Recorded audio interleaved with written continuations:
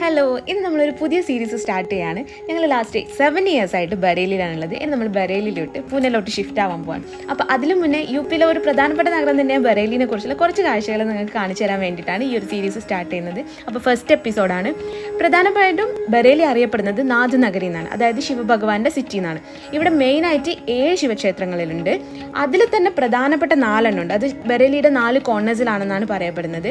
അപ്പോൾ അതൊക്കെ നമ്മൾ കവർ ചെയ്യും. പക്ഷേ ഇന്ന് കാണാൻ പോകുന്നത് ബറേലിയിലെ ഫേമസ് ആയിട്ടുള്ള ബാക്കി ബിഹാരി ടെമ്പിളും പിന്നെ ഈ ഒരു 4 പ്രധാന ക്ഷേത്രങ്ങളിൽ ഒന്നായിട്ടുള്ള ത്രിവേട്ടിനാഥ് ടെമ്പിളുമാണ്. ബറേലി സിറ്റിൻ്റെ വളരെ അടുത്ത് തന്നെയാണ് ബാക്കി ബിഹാരി ടെമ്പിൾ ഉള്ളത്. ഇവിടെ നമ്മൾ പോയി കഴിഞ്ഞാൽ ഫസ്റ്റ് തന്നെ നമുക്ക് ലെഫ്റ്റ് സൈഡിൽ ശിവഭഗവാന്റെ പ്രതിഷ്ഠയാണ്. പിന്നെ നമ്മുടെ നാട്ടിലെ പോലെയല്ല കേട്ടോ, ഇവിടുത്തെ പൂജാരീതികളും പ്രാർത്ഥിക്കുന്ന രീതി ഒക്കെ കുറച്ച് ഡിഫറെൻ്റ് ആണ്.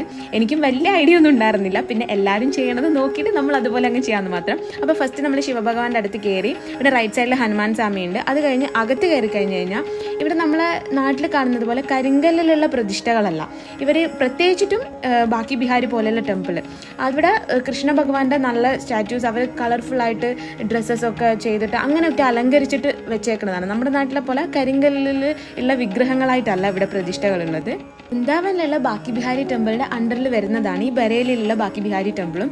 അപ്പോൾ ഇവിടെ കൃഷ്ണ ഭഗവാനെ അലങ്കരിക്കുന്നതൊക്കെ തന്നെ വൃന്ദാവനത്തിലെ പോലെ തന്നെയാണ്. ഈ മയിൽപ്പീലി കിരീടവും കഴുത്തിലുള്ള വൈജയന്തി മാല, പിന്നെ മകരാകൃതിയിലുള്ള കമ്മലുകൾ.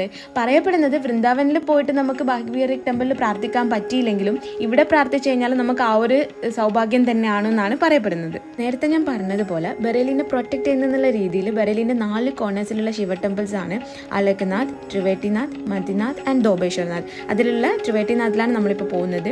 അതിൻ്റെ എൻട്രൻസിൽ നമ്മൾ കയറുമ്പോൾ തന്നെ നമുക്ക് നിറയെ ഈ പൂജാ സാധനങ്ങളൊക്കെ അവർ വിൽക്കുന്നുണ്ടാവും. നമ്മൾ പറഞ്ഞു കഴിഞ്ഞാൽ ഒരു പ്ലേറ്റിലാക്കിയിട്ട് അല്ലെങ്കിൽ കവറിലാക്കിയിട്ട് നമുക്ക് തരും. 50 രൂപേൻ്റെ ഉണ്ട്, 100 രൂപേൻ്റെ ഉണ്ട്. ഇത് നിർബന്ധമൊന്നുമില്ല കേട്ടോ, നമ്മുടെ ഇഷ്ടമുണ്ടെങ്കിൽ നമുക്ക് വാങ്ങിച്ചിട്ട് പോകാം. ഞാനൊരു 50 രൂപേൻ്റെ ഒരു ഇത് വാങ്ങിച്ചു.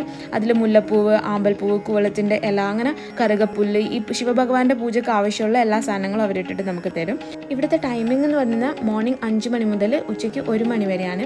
ഈ ഒരു ക്ഷേത്രത്തിൻ്റെ പ്രത്യേകത എന്താണെന്ന് വെച്ച് കഴിഞ്ഞാൽ ഇവിടെ ഇഷ്ടംപോലെ ആർക്കിടെക്ചറൽ സ്ട്രക്ചേഴ്സ് ഉണ്ട്. ഇപ്പോൾ ശിവഭഗവാന്റെ ആണെങ്കിലും നന്ദിയുടെ ആണെങ്കിലും ഒരുപാട് കൺസ്ട്രക്ഷൻസ് ഉണ്ട് നമുക്ക് കാണാൻ വേണ്ടിയിട്ട്. മെയിൻ എൻട്രൻസിൽ നമ്മൾ ഫസ്റ്റ് അകത്ത് കയറുമ്പോൾ നമുക്ക് ശിവഭഗവാന്റെ പ്രതിഷ്ഠ അല്ല കേട്ടോ അവിടെ ഉള്ളത്.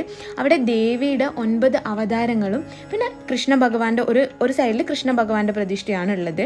അവിടെ നമ്മൾ പ്രാർത്ഥിച്ച് എല്ലാം കഴിഞ്ഞ് പുറത്ത് ഇവർ പ്രാർത്ഥിക്കലൊക്കെ ഭയങ്കര ഡിഫറെൻ്റ് ആണ് കേട്ടോ. ഇവർ മൈക്കിലൊക്കെ വെച്ചിട്ട് ഒച്ചത്തിൽ എല്ലാവരും നിന്നിട്ട് പ്രാർത്ഥിക്കുകയൊക്കെ ചെയ്യും. ഞങ്ങൾ പുറത്തോട്ട് ഇറങ്ങിയപ്പം വേറൊരു സെക്ഷനിൽ തന്നെയാണ് ശിവഭഗവാന്റെ പ്രതിഷ്ഠ ഉള്ളത്. ഇതിൻ്റെ കഥ എന്താണെന്ന് വെച്ച് കഴിഞ്ഞാൽ ഒരു ഇടയൻ്റെ സ്വപ്നത്തിൽ ഒരു ദിവസം ഒരു സ്വപ്നത്തിൽ ദർശനം ഉണ്ടാവുകയാണ്. ആൽമരത്തിൻ്റെ ചുവട്ടിലായിട്ട് ആദ്യമായിട്ട് ശിവഭഗവാൻ പ്രത്യക്ഷപ്പെടുന്നതായിട്ട്. അപ്പോൾ അടുത്ത ദിവസം ഉണർന്നിട്ട് ഇദ്ദേഹം പുറത്ത് പോയപ്പോൾ കാണുന്നത് ഒരു ആൽമരത്തിൻ്റെ വേരുകളാൽ ചുറ്റപ്പെട്ടിട്ടുള്ള ഒരു ശിവലിംഗമാണ്. അത് തന്നെയാണ് ഇപ്പോഴും അവിടെ പ്രതിഷ്ഠ. ഒരു മരത്തിൻ്റെ ചോട്ടിലാണ് നമുക്ക് ശിവലിംഗം കാണാൻ പറ്റുന്നത്. പറയപ്പെടുന്ന വിശ്വാസത്തിൻ്റെയും ചരിത്രത്തിനെയും ഉറപ്പിക്കുന്ന രീതിയിൽ തന്നെയാണ് ഈ ഒരു അമ്പലം ഉള്ളത്. നിങ്ങൾക്ക് കാണാൻ പറ്റും, ഈ അമ്പലത്തിൽ നമ്മൾ കയറി കഴിഞ്ഞാൽ അതിനകത്ത് ആൽമരമാണ്. ആ ആൽമരത്തിൻ്റെ ചുവട്ടിലാണ് ശിവലിംഗം ഉള്ളത്.